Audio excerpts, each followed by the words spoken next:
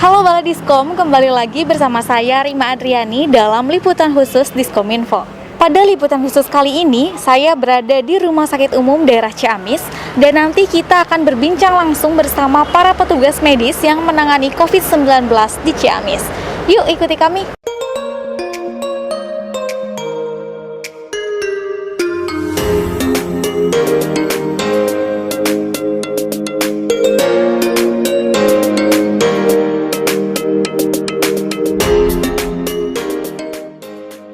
Baik Baladiskom, saat ini saya sudah berada di ruangan Dr. Prisarli, spesialis patologi klinik, dan saya sudah bersama salah satu dokter yang bertugas menangani COVID-19 di RSUD Ciamis. Selamat pagi dok.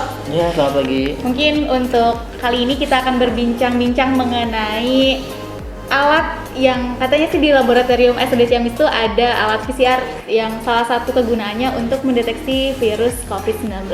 Mungkin dokter bisa menjelaskan lebih lanjut, lebih jelasnya lagi supaya warga masyarakat Tatargaluh tahu nih kalau di RSUD Ciamis ini ada alat tersebut. Iya. Terima kasih. Punten, saya bicara dengan Ibu Teh siapa? Rima. Rima. Ya. Ya, selamat datang untuk kawan-kawan ya yang sudah hadir di ruangan lab saya. Alhamdulillah rumah sakit kita juga berpartisipasi dalam mempercepat penanganan COVID dan juga atas bantuan Bupati juga. Alhamdulillah Rumah Sakit Ciamis kita bukan sekedar lab aja gitu ya. Ada satu lagi namanya lab biomolekuler yang dapat memeriksa salah satunya itu COVID. Walau biomolekuler itu bukan hanya COVID aja. Jadi bila nanti ada pandemi, ya semoga sih nggak terjadi. Virus-virus apapun juga kita udah punya tameng lah jadi tidak perlu mendelay lagi atau mundur beberapa bulan lagi untuk penanganan bila ada hal-hal kejadian luar biasa kembali ya. Jadi ya lab di RSUD Ciamis itu yang saya sebut tadi lab biomolekuler itu untuk penanganan si COVID itu kita punya dua ruangan. Ruang utama pertama itu ruang ekstraksi, di mana ekstraksi itu mungkin saya cerita sedikit mungkin di dalamnya tentang apa aja ya saya lihat. Nah, di ruang ekstraksi itu terdiri dari ada 1, 2, 3, 4 alat utama. Pertama itu ada BSC, Biosafety Cabinet, di mana itu ada berbentuk kayak chamber besar di mana kita melakukan campuran swab atau cairan tubuh atau segala macam jenis yang dikeluarkan dari tubuh misalnya itu dicampur di dalam BSC, kemudian dilakukan processing, dan kemudian hasil processing itu bila sudah selesai akan dimasukkan ke dalam ruang pemecah DNA atau disebut ekstraksi, alat ekstraksi. Nah, di situ sampel yang berikutnya yang sudah dikerjakan dibelah, dan kemudian bila sudah selesai sampel pindah ke ruang berikutnya.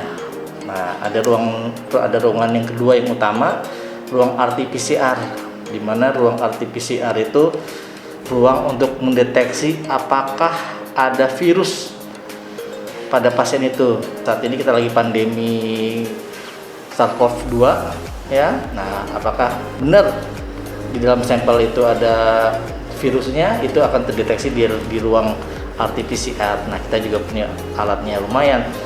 Alatnya itu bisa mengecek dalam waktu 1 jam 50 menit atau 2 jam itu bisa mendeteksi 96 pasien. Jadi cepat. Ada untungnya kita udah mempunyai alat itu, jadinya jelas hasil-hasil yang dulu kita bisa 1 minggu, 2 minggu yang kita titip keluar dari Rumah Sakit Ciamis itu mungkin hasilnya bisa keluar 1 atau 2 hari. Atau sampel sedikit ya hari itu juga dapat lah jadinya. Baik dok, tadi dari sekian banyak penjelasan tentang alat yang ada di sini dengan bantuan pemerintah juga tentunya, apa sih harapan dari dokter sendiri atau dari pihak rumah sakit dengan adanya alat tersebut tuh bagi seluruh masyarakat Tatargaluh Ciamis? Seperti apa dok? Ya seperti tuntutan masyarakat juga ya, dimana hasil lab itu mungkin bisa dikatakan lama ya, bisa sampai 7 hari atau 10 hari. Nah, dengan adanya alat ini dan alhamdulillah kita udah punya, kita dapat mempersingkat waktu mungkin hasil yang dikeluarkan bisa 1 hari atau 2 hari lah, insya Allah paling lama. Tapi walaupun gimana pun juga kita udah punya alat, apapun yang kita kerjakan mau sito mau mendadak kita lebih leluasa. Dan kemudian saya juga mungkin sama Dinkes Kesehatan ya saling kolaborasi juga untuk program Pak Bupati katanya. Yang saya dengar itu 1% dari penduduk Ciamis itu harus swab. Sedangkan data yang baru saya dapat itu yang kita dapat itu sekitar 4.000. Jadi masih ada 10.000 lagi yang harus kita swab. Nah, alhamdulillah kita udah punya lab dan sudah di-approve juga dari sampai pusat bahwa lab itu juga udah terbaik juga, sanggup melakukan yang terbaik, dan juga kita juga sanggup melakukan juga sampel dalam jumlah yang banyak. Di sini mungkin kita per hari itu bisa antara 200 sampai 300 sampel. Nah, lumayan kan dengan adanya alat ini ya jelas hasil akan lebih cepat untuk pasien, lebih cepat untuk masyarakat, utamanya masyarakat di Ciamis. Mungkin ya harapannya sendiri ya semoga tidak banyak yang terpapar COVID-19 ini jadi masyarakat tuh sehat-sehat lah ya dok. Dari pesan yang disampaikan dari dokter untuk masyarakatnya seperti apa dok, boleh disampaikan? Iya, untuk masyarakat di mana kita dalam era adaptasi kehidupan baru ya mungkin kita hidupnya mungkin lebih leluasa dibanding sebelumnya. Tapi mohon, bukan hanya karena udah dalam era AKB kita dengan anak-anaknya beraktivitas, tetap harus menjaga 3 protokol: jaga jarak, cuci tangan, dan memakai masker. Itu sudah kewajiban hingga pandemi selesai. Namun ada baiknya pandemi selesai tetap dilaksanakan protokol kesehatan itu, karena jelas menguntungkan untuk diri sendiri, kita, dan keluarga atau orang terdekat di kita juga. Mungkin boleh kita melihat ruangan untuk melihat alat pendeteksi virus COVID-19 itu di sini dok. Baik ya, silakan.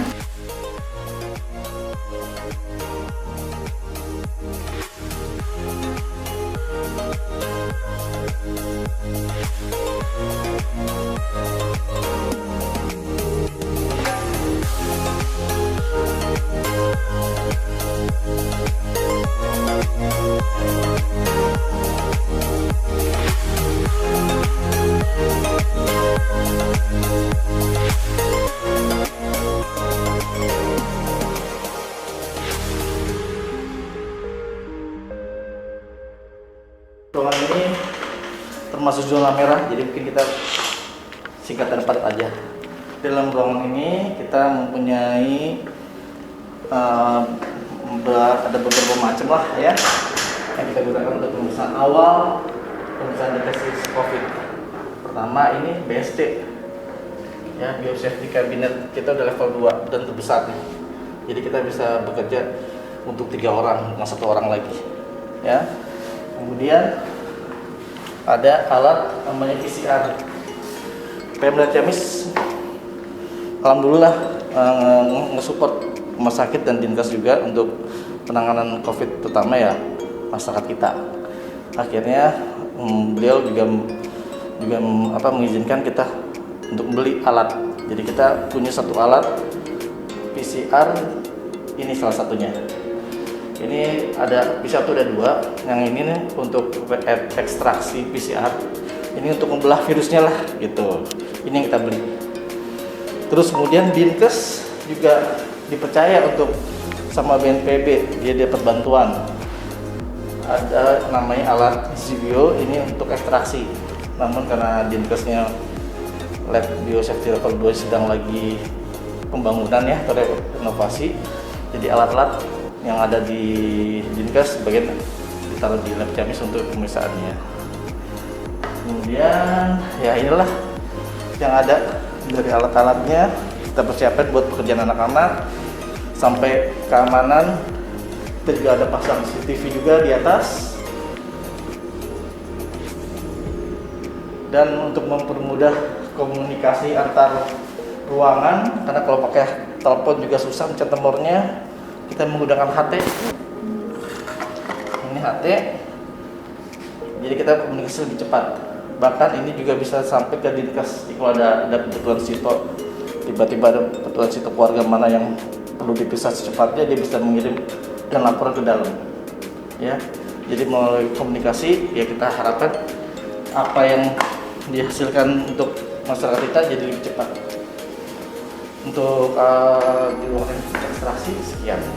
Mungkin Dok, untuk dari beberapa alat yang ada di ruangan ini, bisa salah satu dijelaskan dari sistem kerjanya tuh seperti apa saat mendeteksi virus COVID-19 ini Dok?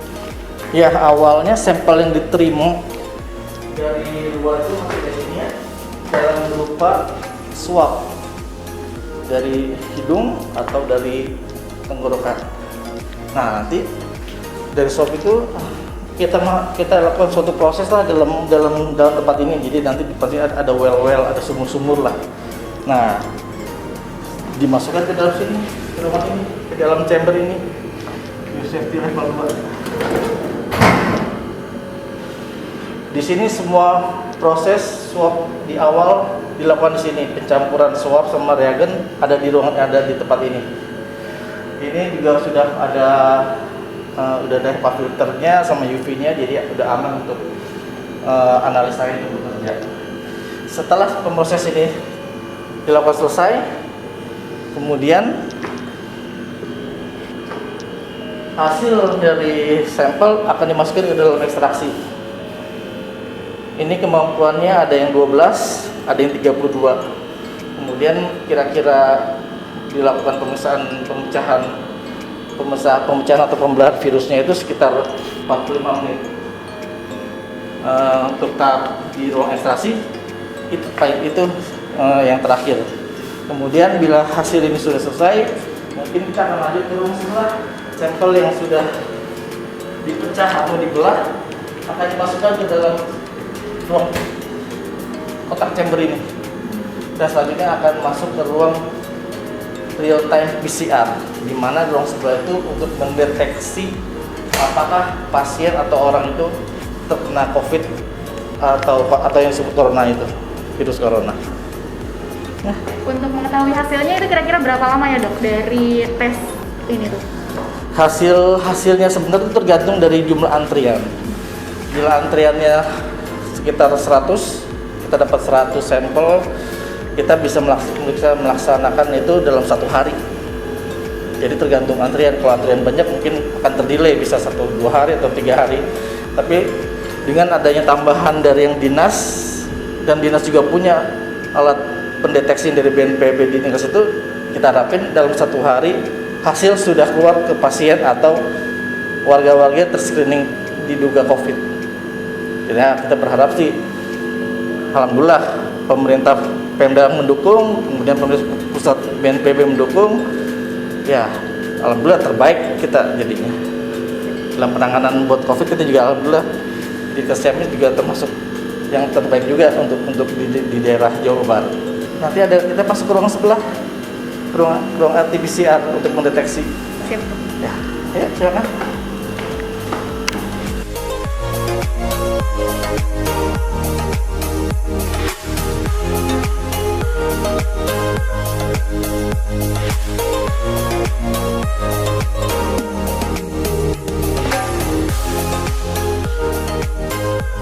Ya, ini ruang RT-PCR, di mana ruang ini untuk mendeteksi apakah pasien itu terdeteksi virus SARS-CoV-2 atau yang kita tahu yang menyebabkan penyakit COVID itu sendiri. Kita lanjut ya. Hasil dari ruang ekstraksi yang sudah diproses dalam alat tadi akan ditaruh di dalam ini, di ruang ini, dan kemudian kita akan ambil. Nah, di sini kita akan melakukan namanya mixing processing. Jadi ya, sampel yang sudah dibelah akan dikasih sambungannya lagi, sambungan DNA. Jadi di ruang sebelah itu pembelahan DNA. Yang DNA jadi cuma satu single strand, jadi kita tambah lagi jadi double strand. Jadinya bila emang itu COVID atau virus corona akan terdeteksi. Ini alat-alatnya. Dan kemudian sesudah processing selesai atau mixing processing akan dimasukkan ke dalam alat real time PCR.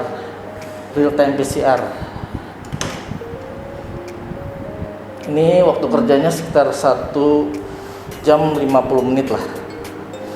Terus kemudian PCR yang kita punya juga alhamdulillah bukan sekedar positif atau negatif, tapi ada angkanya. Jadi kita bisa mengevaluasi apakah pasien sudah ada perbaikan dari penyakit itu sendiri, jadi kita enak. Ini lumayan sudah baik. Itu untuk mengetahui hasilnya dok, dari sampel masuk sampai hasil yang dikeluarkannya itu berapa jam kira-kira sistem kerjanya tuh? Tadi saya sudah bicarakan kan. Mungkin beberapa jam. Dari sampel kita terima mungkin prosesnya sekitar setengah jam sih. Bila sampelnya sekitar 50-an. Tapi kalau banyak ya mungkin akan kalau satu waktu. sampel tuh? Kalau satu sampel itu biasanya di sini paling 5 menit. Nanti akan running ke sini sama 1 jam 50 menit. Jadi saat ini mau satu sampel atau dimaksimalin jadi 90 sampel sama. Jadi kemungkinan kalau misalnya dari ekstraksi selesai, dari processing sampai ke alat ini 2 jam juga bisa. Tapi yang menghambat itu jumlah kapasitasnya dari sampel itu yang akan mendelay.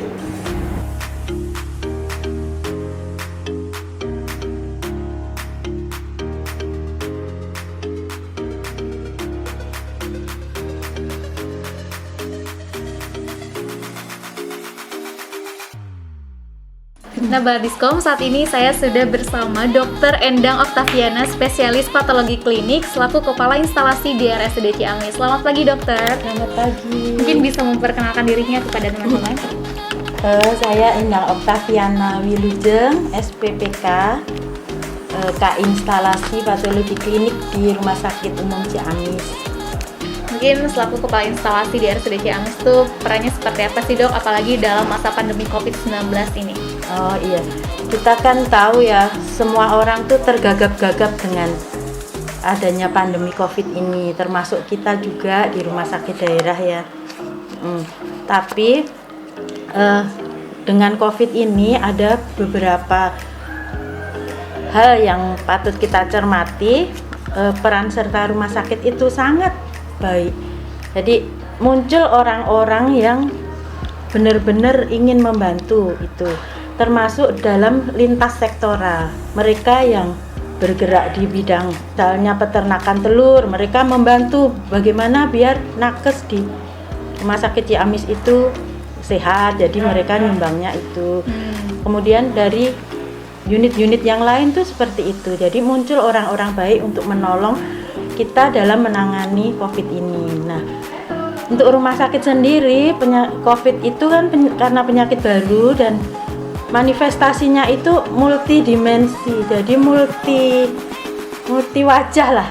Jadi dia itu harus terintegrasi antar semua ilmu di rumah sakit, baik itu dari segi parunya, baik itu dari laboratoriumnya, kemudian dari penyakit dalamnya, karena mereka yang bergejala itu kan biasanya disertai faktor komorbid, mungkin sudah ada hipertensi, sudah ada gagal ginjal, sudah ada riwayat diabetes mellitus dan sebagainya. Jadi harus terintegrasi antar keilmuan, itu nggak bisa kita menangani sendiri-sendiri. Dan itu juga harus didukung oleh manajemen yang kuat, yang komit. Kebetulan kami di sini direktur beserta jajarannya, kemudian pemdanya, semua komit gitu. Semua komit untuk gimana cara mengatasi COVID ini sebaik mungkin. Nah, kemudian dari segi laboratoriumnya itu juga harus terintegrasi, bukan hanya kita terus COVID terus diperiksa PCR aja gitu. Enggak, tapi dari awal pasien datang itu penata laksanaannya itu sesuai pasien yang ada. Jadi pertama darah rutinnya dulu, kita punya alat yang bagus, kimia darahnya bagaimana, kemudian analisa gas darahnya bagaimana, kemudian kondisi elektrolit tubuhnya bagaimana, keseimbangan asam basanya bagaimana. Kemudian kalau dari sekian itu kok mengarah ke COVID, kita lakukan tes rapid. Dari UGD itu wajib mereka menjalankan tes rapid karena itu demi keamanan pekerja. Jadi nakes-nakes kami juga bagi pasiennya. Jadi kita tes rapid dulu. Selama ini yang dilakukan seperti itu. Jadi kalau dia punya diabetes mellitus, penanganannya ya terpadu dengan dokter penyakit dalam, kemudian dokter radiologi di ronsen, apakah ada gambaran paru-paru yang kurang bagus gitu. Terus di laboratoriumnya selain tadi hematologi rutin, kimia darah, elektrolit, analisa gas darah ya. Pada orang COVID kan saturasi oksigennya tuh menurun. Normalnya tuh 95 sampai 100. Kita biasanya normal tuh 99, 98 pada saat kondisi normal gini.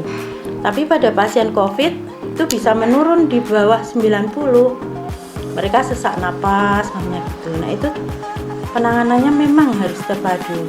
Kemudian dengan adanya COVID ini, komitmen dari Pemda, dari rumah sakit, kita berusaha memperlengkapi laboratorium itu selengkap mungkin. Jadi hikmahnya percepatan dari perkembangan laboratorium itu jadi bagus.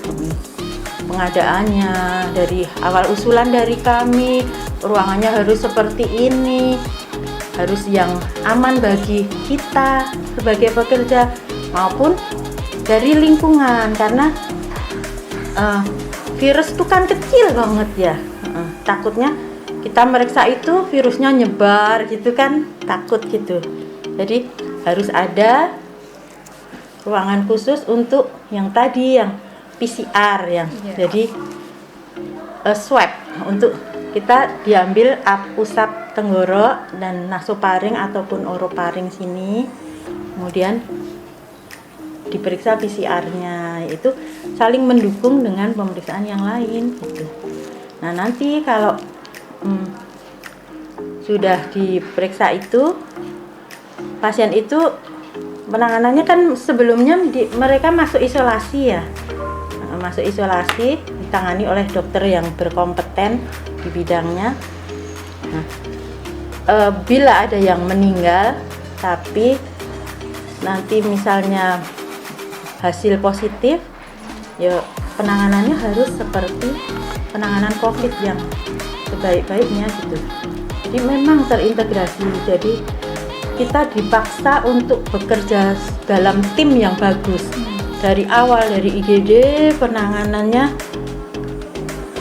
lintas ilmu itu, kemudian kalaupun meninggal juga tidak boleh kita lupakan pemulasaraan jenazahnya juga. Harus sebaik mungkin agar aman di kita, aman di lingkungan juga gitu. Baik dok, dari yang saya dapatkan mungkin sudah bersinergis baik itu dari rumah sakitnya sendiri, dari pemerintah juga. Nah, mungkin banyak dokter juga melihat masyarakat yang masih acuh terhadap COVID ini. Ada pesan yang disampaikan mungkin kepada seluruh masyarakat, khususnya masyarakat Tatar Galuh nih, masyarakat yang acuh terhadap COVID itu seperti apa dok? Mungkin bisa disampaikan.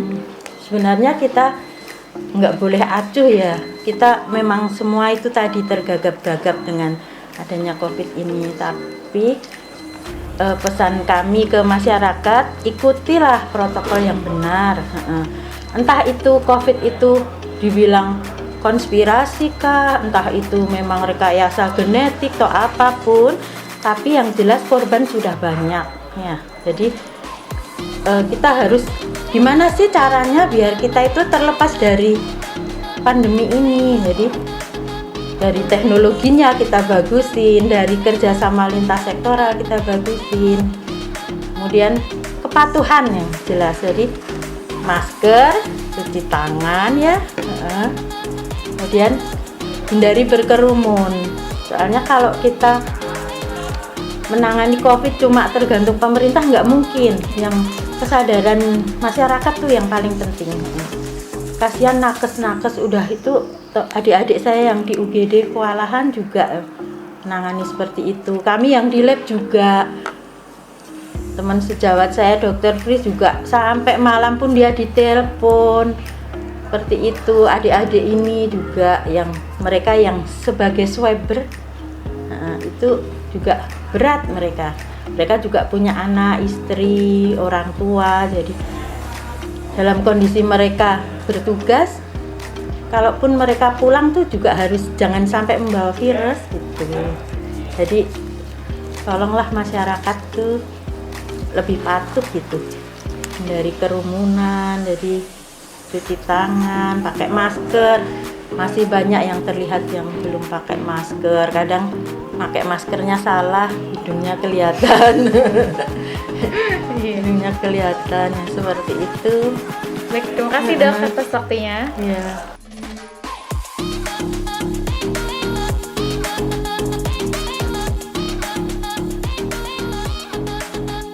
Nah baik Bladiskom, saat ini saya sudah bersama dokter dan tim yang biasa bertugas dalam pengecekan COVID-19. Jadi mungkin dokter bisa memperkenalkan timnya di sini. Ya, saya akan memperkenalkan tim saya. Tim PCR ini merupakan tim yang tahan banting karena jelas nyawa taruhannya. Jadi saya juga mengucapkan banyak terima kasih kepada tim ini. Mereka juga dengan tekad dan niatnya membantu masyarakat Ciamis.